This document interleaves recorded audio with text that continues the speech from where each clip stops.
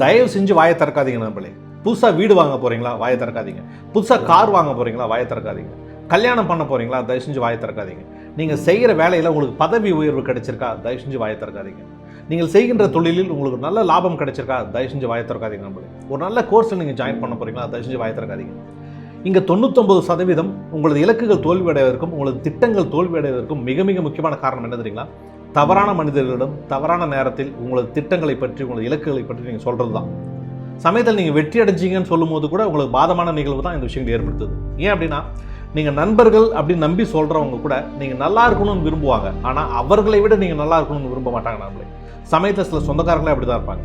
ஆனால் இந்த பிரபஞ்சம் உங்களுக்கு கொடுப்பதை அவர்களால் தடுக்கவே முடியாது நண்பர்களே. தயவு செஞ்சு புத்திசாலித்தனமாக இருங்க நண்பர்களே.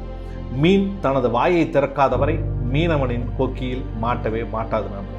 உங்களுக்கு எனது வாழ்த்துக்கள். நான் உங்கள் அஜய்குமார் பெரியசாமி. மீண்டும் அடுத்த வீடியோவில் உங்களை சந்திக்கிறேன். சேனலை ஃபாலோ பண்ணிக்கோங்க. வாழ்த்துக்கள்.